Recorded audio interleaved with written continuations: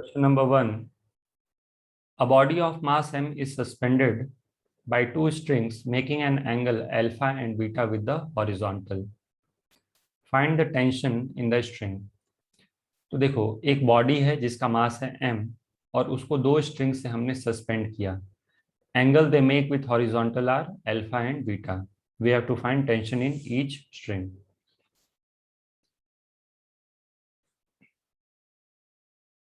तो suppose this is a particle, correct. और इसको हमने क्या किया, दो स्ट्रिंग से बांध दिया. एक स्ट्रिंग ऐसा है, करेक्ट, और दूसरा स्ट्रिंग आप बोल सकते हो इस प्रकार से है. And this is the body, correct. इस स्ट्रिंग को हम यहाँ पे टाई कर देते हैं. This is a body of mass m. Horizontal के साथ ये दोनों स्ट्रिंग कितना एंगल बना रहे हैं बच्चों, अल्फा.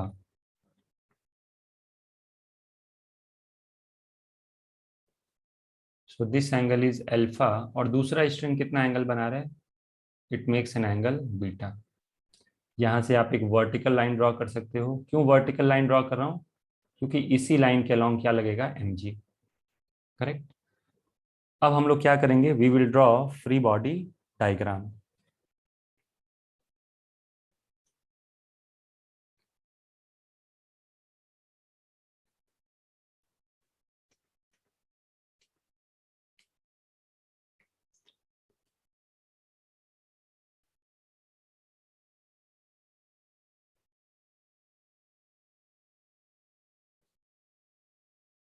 तो देखो क्या क्या फोर्सेस लगेंगे यहाँ पे.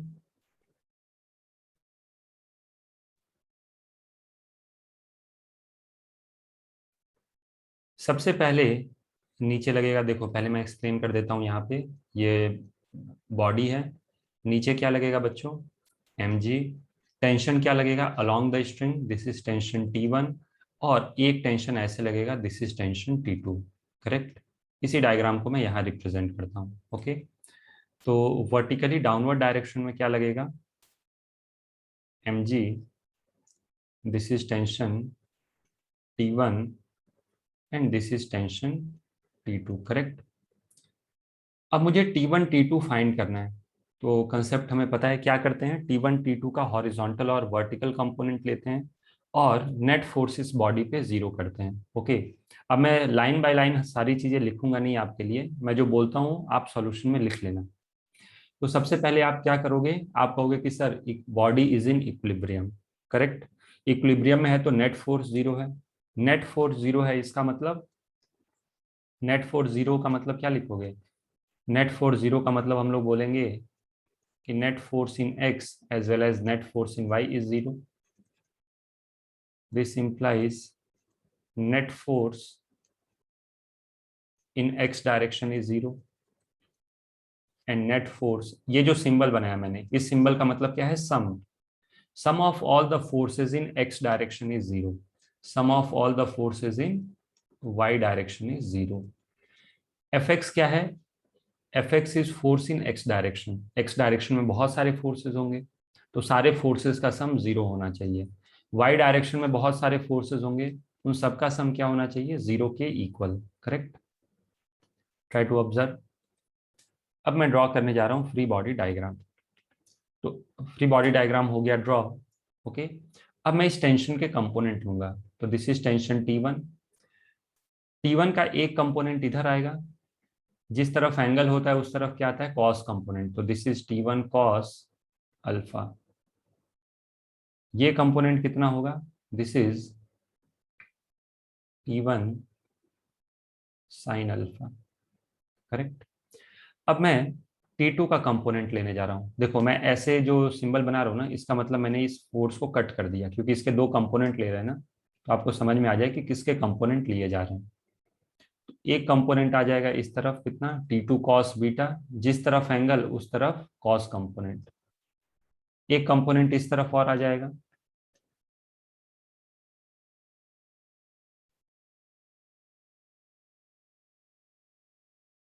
T2 sine beta, correct. अब आप एक बार फिर से सारे फोर्सेस दिखा दो। यहाँ पे नीचे क्या लग रहा है, mg। ऊपर क्या लग रहा है, T1 sine alpha plus T2 sine beta, correct. यहाँ पे क्या लग रहा है, this is T1 cos alpha and this is T2 cos beta. But check कर लेते हैं सब कुछ सही है, यस। आगे बढ़ें। अब क्या करेंगे हम लोग, T1 cos alpha T2 cos beta को बैलेंस करेगा। एक्चुअली नेट सम जीरो होने का यही मतलब है ना। या फिर आप चाहो तो इसको लिखो, this is T1 cos alpha minus T2 cos alpha is equal to zero. Directly इसको हम लोग ऐसे भी लिख सकते हैं, T1 cos alpha minus T2 cos beta is equal to zero. या फिर आप ऐसे भी दिखा सकते हो कि ये दोनों इक्वल हो गए, करेक्ट। क्या ये दोनों फोर्सेस भी बैलेंस होंगे, यस। इसका मतलब T1 sine alpha plus T2 sine beta minus mg is equal to zero. Okay. या फिर आप ऐसे भी लिख सकते हो कि net vertical force will be vertically upward force जो होगा वो नेट वर्टिकली डाउनवर्ड फोर्स के इक्वल होगा। अब मुझे क्या करना है, T1 T2 के लिए सॉल्व करना है, करेक्ट। तो यदि मैं इक्वेशन को थोड़ा सा मैनिपुलेट करके लिखूं तो क्या मैं इसको ऐसे लिख सकता हूं, इसे थोड़ा सॉल्व करना अब आसान हो जाएगा। अब ये आपके ऊपर है जैसा आप लिखना चाहो। अब मान लो मुझे T1 फाइंड करना है, तो मुझे T2 को एलिमिनेट करना है। क्या मेरी बात समझ में आ रही है? तो मैं क्या करूंगा, पहले इक्वेशन को साइन बीटा से मल्टीप्लाई करूंगा और दूसरे इक्वेशन को मल्टीप्लाई करूंगा मैं कॉस बीटा से।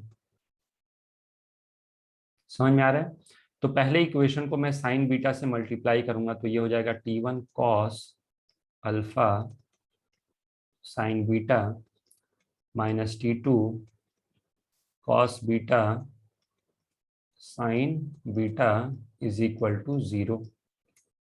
दूसरे इक्वेशन को किससे मल्टीप्लाई करेंगे हम लोग, साइन बीटा से। So this is T1 cos alpha, sorry मैंने गलत बोल दिया क्या, दूसरे इक्वेशन को कॉस बीटा से मल्टीप्लाई करेंगे, okay. Plus T2 sine beta cos beta is equal to mg cos beta. अब जब आप इन दोनों इक्वेशन को ऐड करोगे ना, 1 और 2, या इसको आप 3 और 4 बोल दो क्योंकि 1 और 2 तो ऑलरेडी आ गए हैं, तो क्या मैं बोल सकता हूं कि इन दोनों को यदि मैं ऐड करूं तो ये दोनों टर्म तो गुजर जाएंगे। दिख रहा है दोनों कैंसिल हो रहे हैं, ओके। दोनों टर्म आइडेंटिकल हैं। आप देखो T2, आप चाहो ना तो ऐसे देख लो, sine beta cos beta, sine beta cos beta, correct. इन दोनों को ऐड करेंगे तो ये दोनों माइनस ये वाले टर्म होंगे कैंसल। यहाँ पे क्या आ जाएगा, T1 कॉस अल्फा, मैंने गलत लिख दिया क्या, सॉरी ये साइन अल्फा था। अपने को ऐसी गलती नहीं करनी है, नहीं तो पूरा ही गड़बड़ हो जाएगा। T1 cos alpha sine beta plus T1 sine alpha cos beta is equal to mg cos beta, correct. हम लोग क्या कर रहे हैं, 3+4 कर रहे हैं। समझ में आ गया? तो यहां से बच्चों T1 ले लो कॉमन। अब मैं इसको और एक स्टेप एक्सटेंड नहीं करने वाला हूँ, डायरेक्टली लिखता हूँ कॉस बीटा। यहाँ से जो कॉमन टर्म आएगा क्या, उसको डिनोमिनेटर में लिख लो। तो this is cos alpha sine beta plus sign alpha cos beta. अब थोड़ा सा ध्यान से ऑब्जर्व करो तो ये साइन अल्फा प्लस बीटा का फॉर्मूला होता है, okay. mg cos beta upon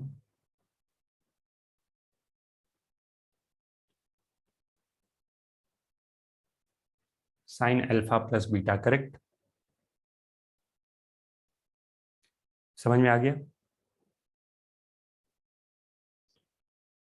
अब T1 आ गया तो T2 भी निकाल सकते हो। क्या करोगे, किसी भी इक्वेशन में ले जाके T1 रख दो, T1 रख दोगे तो T2 आ जाएगा। करेक्ट? तो जैसे यहाँ पे देखो, यहाँ से T2 हम बहुत इजीली निकाल सकते हैं। अगर जो मैं इस फर्स्ट इक्वेशन को लिखूं,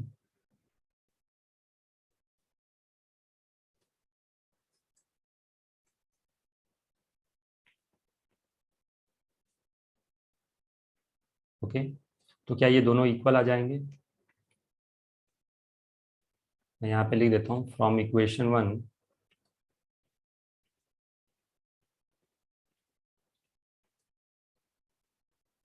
okay, this implies T2 will be equal to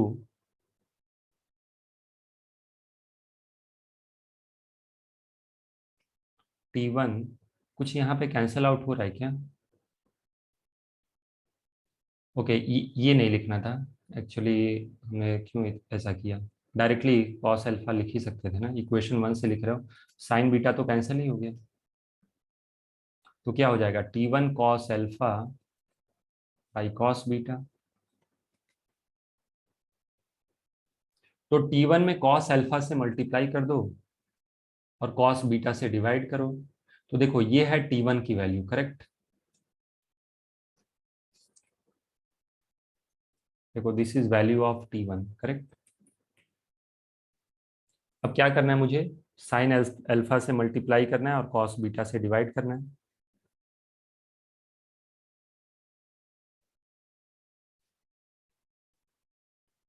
okay,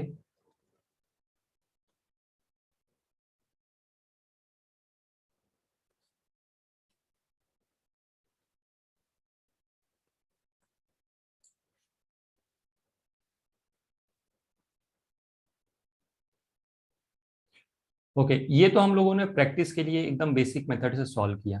okay, दूसरा, अगर जो आपको फटाफट आंसर निकालना है तो आप लेमिस थ्योरम लगा सकते हो।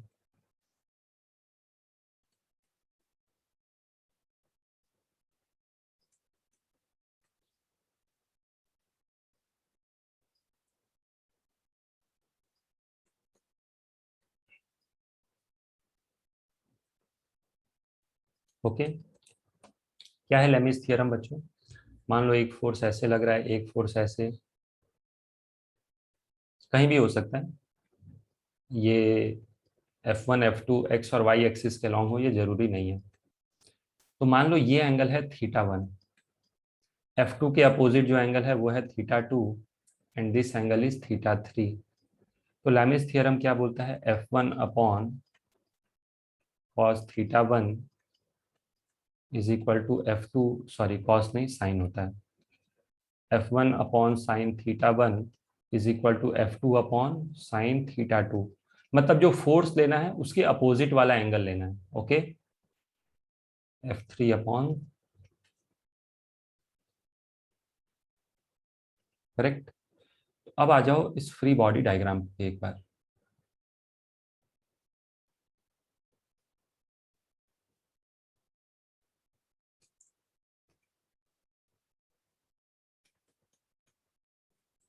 अब ध्यान से देखना, ये एंगल अल्फा और बीटा दिया है, तो क्या बाकी सारे एंगल हम लोग निकाल सकते हैं?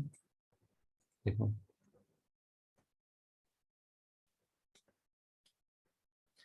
तो ये एंगल बीटा है, तो क्या मैं बोल सकता हूं कि ये पूरा एंगल 90 डिग्री प्लस बीटा होगा?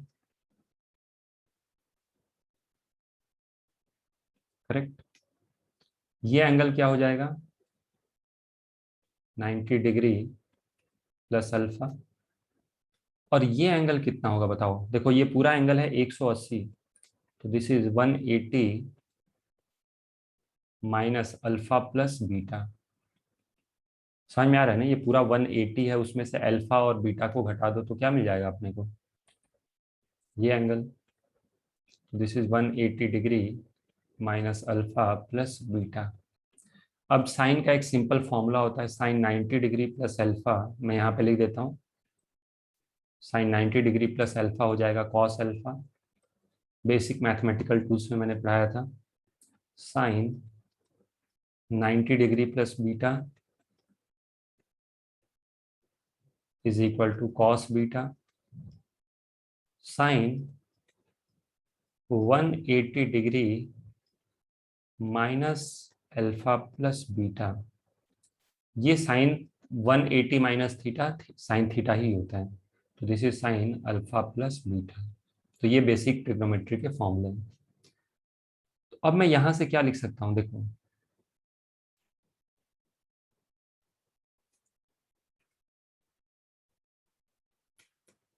अगर जो मुझे T1 निकालना है तो मैं क्या लिखूंगा, T1 अपॉन साइन ऑफ क्या, sine of this angle, sine 90 degree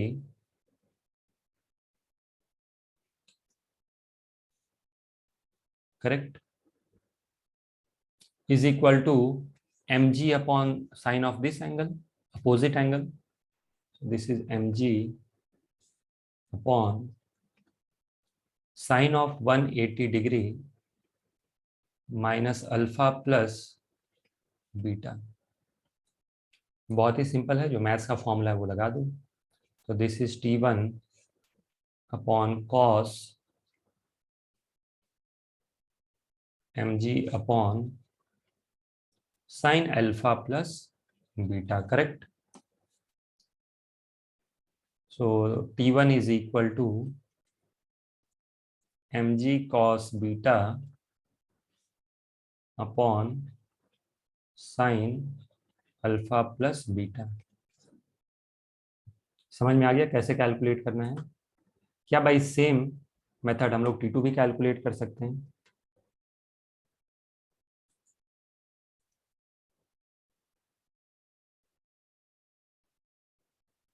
ये अब मुझे T2 कैलकुलेट करना है, तो T2 अपॉन कौन सा एंगल, ये 90 degree plus alpha, mg upon sine of this angle, ये तो सेम ही रहेगा। ओके, तो बस आप देखो, तो यहाँ पे बीटा की जगह अल्फा लिखना है हमें, तो ये आ जाएगा। आप चेक भी कर लो कि क्या यही आंसर आया था।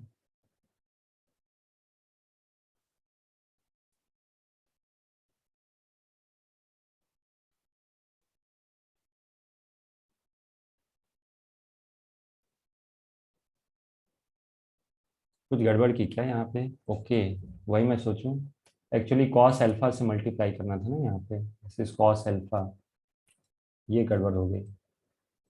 अच्छा हुआ मैंने वेरीफाई कर लिया, तो कॉस अल्फा यहाँ आएगा, ये सही है ना, this is cos beta, yes. तो T1 में कॉस बीटा आएगा, T2 में कॉस अल्फा आएगा।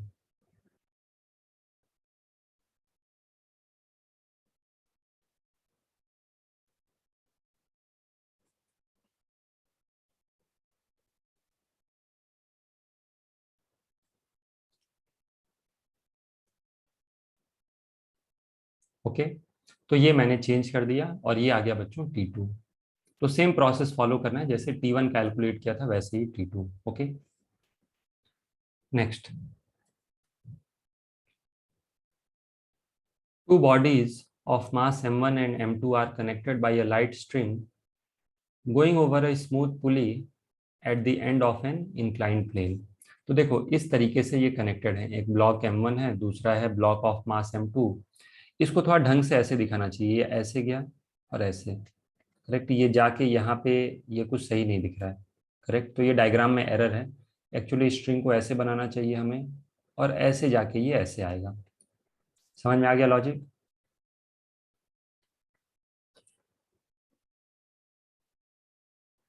The masses m1 lies in the incline on the inclined and m2 hangs vertically। m2 देखो वर्टिकली लटका है और m1 क्या है, इंक्लाइंड प्लेन पे है। The system is at rest, find the angle of the incline and force exerted by the incline on the body of mass m1। तो ये एंगल ऑफ इंक्लिनेशन हमें थीटा बताना है। ओके, और यहाँ पे इस पे इंक्लाइंड प्लेन कितना नॉर्मल फोर्स लगाएगा, मुझे ये फाइंड करना है। समझ में आ गया? चलो ध्यान से देखना।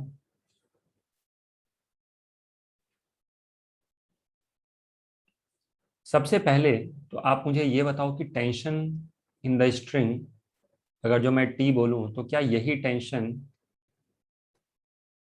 देखो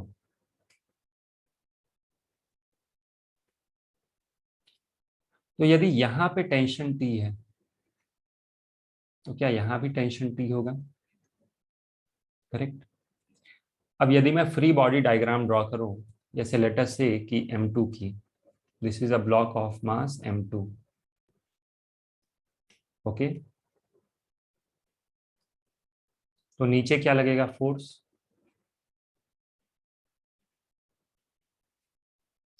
ऊपर क्या लगेगा?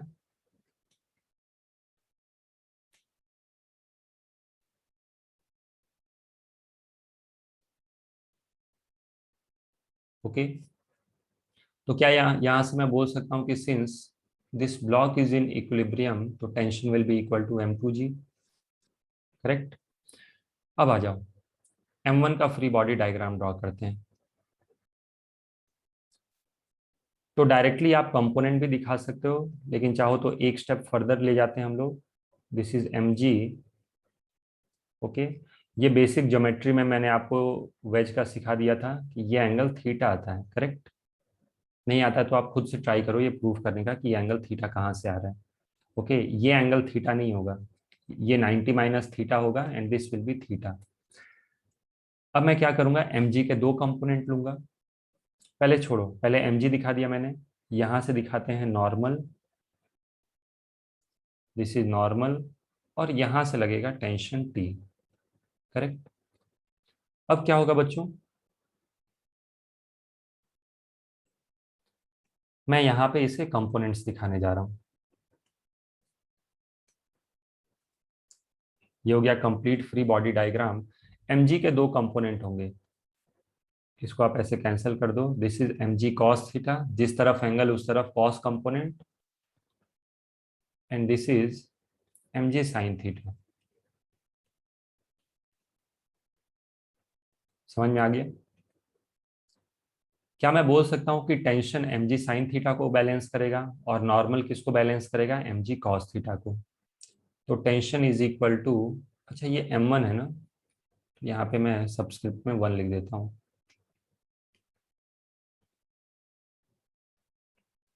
This is m1, this is m1,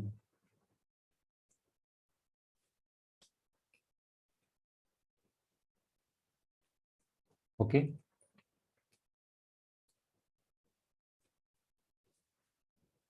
तो tension is equal to m1 g sine theta, इसको बोल दो सेकेंड इक्वेशन, और यहाँ पे दिस इज इक्वेशन 1। अब जैसे चाहो, बहुत ही सिंपल क्वेश्चन है, ऐसे क्वेश्चन तो हमें देख के ही बता देने चाहिए। n क्या हो जाएगा, m1g cos थीटा, ये कैलकुलेट करना है हमें, ओके। तो सबसे पहले इक्वेशन 1 और 2 को कंबाइन करो, फ्रॉम 1 एंड 2, ओके।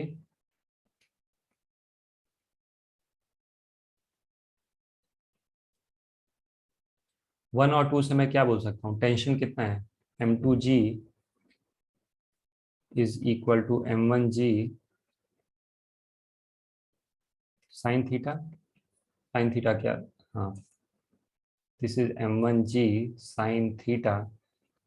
यहां से साइन थीटा आप निकालोगे तो sine theta will be m2/m1, correct. तो ये आ गया पहला आंसर। अब मुझे क्या निकालना है, normal. Second part is normal. Normal क्या है बच्चों, नॉर्मल इज m2g, या m1 था, this is m1g cos theta, this is m1g। अच्छा, cos थीटा को क्या लिख सकते हैं, 1 माइनस साइन स्क्वायर थीटा का रूट, क्योंकि sine square theta plus cos square theta क्या होता है, 1 के इक्वल। तो cos square theta is 1 minus sine square theta, तो cos theta is 1 minus sine square theta का root. So this is m1g 1 minus m2 square upon, जिसको root में भी ऐसे लिख सकते हैं, this is m1g under root of 1 minus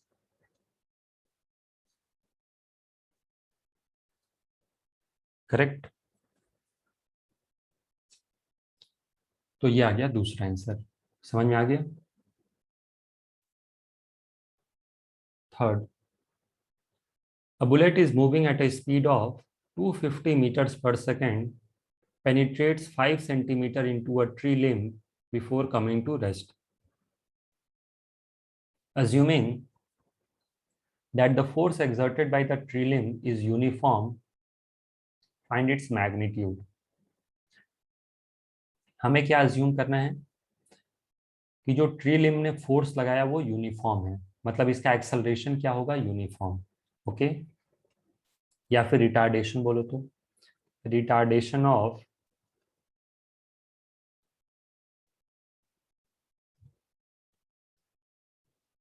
bullet is uniform.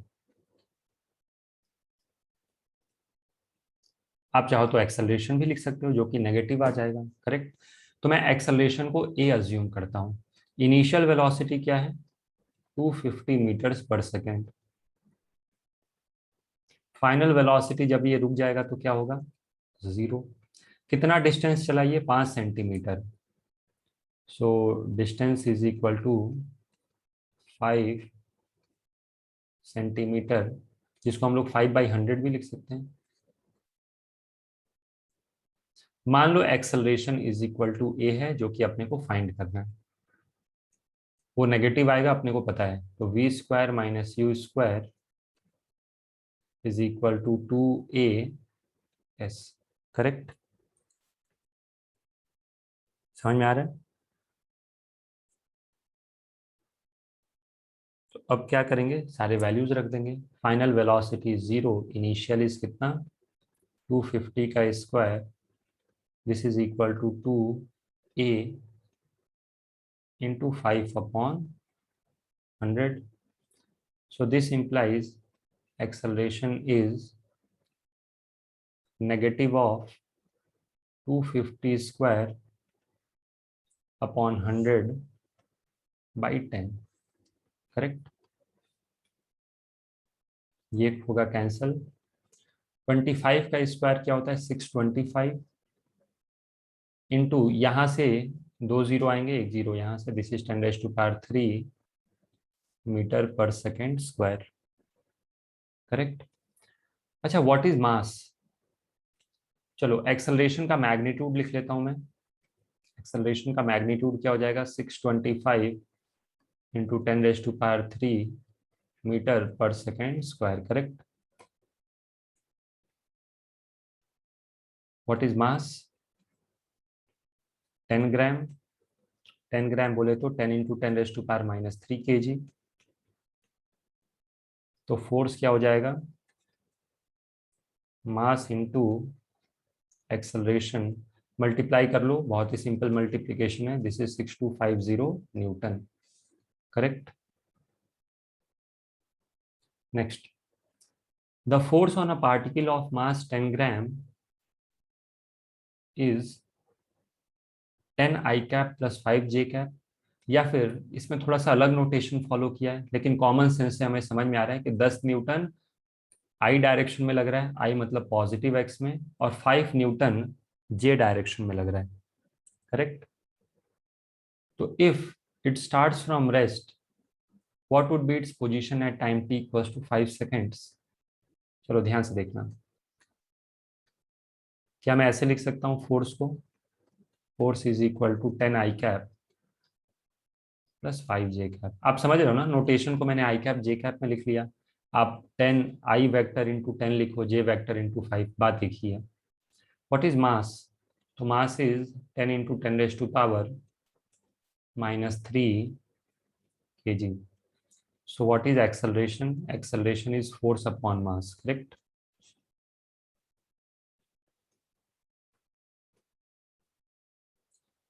Force कितना है बच्चों बताओ, तो बेसिकली इसको आप ऐसे लिख सकते हो 10⁻⁻² kg। अब डिवाइड कर लोगे ना, ऊपर जाके ये 10⁻² बन जाएगा।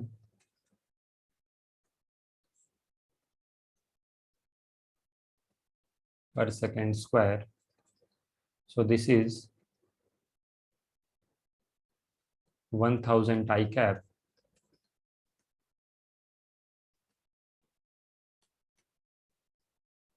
so this is the acceleration। अब क्या पूछा जा रहा है, what would be its position at time t equals to 5 seconds। Initial velocity क्या जीरो दे रखा है क्वेश्चन में, देना ही पड़ेगा, रेस्ट से स्टार्ट हो रहा है तो इनिशियल वेलोसिटी जीरो। अब मुझे बताना है इसका position vector. Okay, what would be its position at time t equals to 5 seconds. तो देखो यहाँ पे क्वेश्चन में लिखना पड़ेगा पोजीशन, यदि आपको बताना है ना, आप यहाँ से डिस्प्लेसमेंट वेक्टर कैलकुलेट कर सकते हो, पोजीशन नहीं। अब आप ये अज्यूम कर लो कि इसका इनिशियल पोजीशन ओरिजिन है, तब आप पोजीशन बता सकते हो, जबकि क्वेश्चन में मुझे कहीं पे नहीं दिख रहा कि it starts from origin. Correct. तो एक्चुअली यहाँ पे बच्चों हम डिस्प्लेसमेंट वेक्टर बता सकते हैं, इसका जो फाइनल पोजीशन होगा वो डिपेंड करेगा कि इनिशियल पोजीशन क्या है। करेक्ट। तो चलो पहले मैं डिस्प्लेसमेंट वेक्टर लिख देता हूँ। Displacement vector is equal to u t plus half a t square. तो ये वाला पार्ट तो जीरो हो जाएगा। Half what is acceleration 1000 plus 500,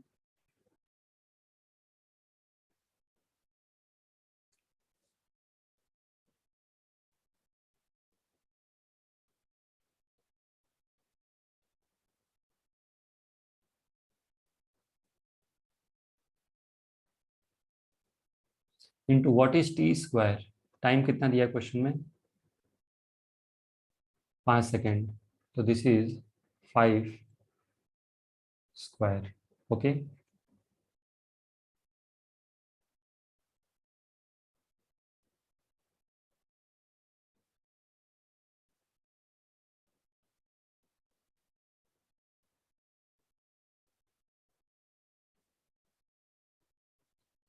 अब सिंपल कैलकुलेशन है, देखो ये हो जाएगा, कर लोगे ना, 1000 आई कैप लिखना है तो 1/2, चलो मैं लिख ही देता हूँ, 1000 into 25 I cap plus 500 into 5 square by 2 J cap.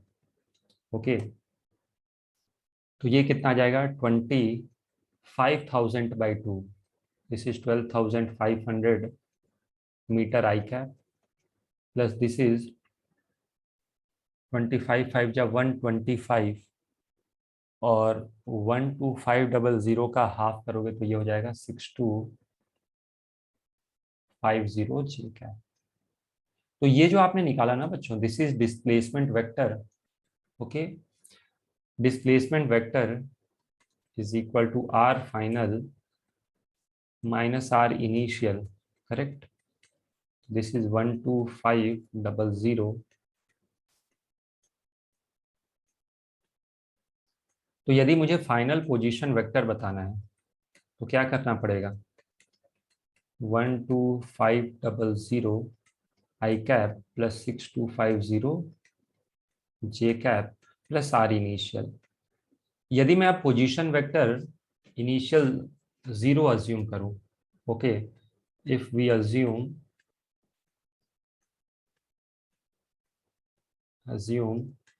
Are initial to be zero origin. Correct, ऐसा लिखना गलत होता है क्योंकि जीरो एक स्केलर है, ये एक वेक्टर है, इसीलिए हम लोग नल वेक्टर डिफाइन करते हैं।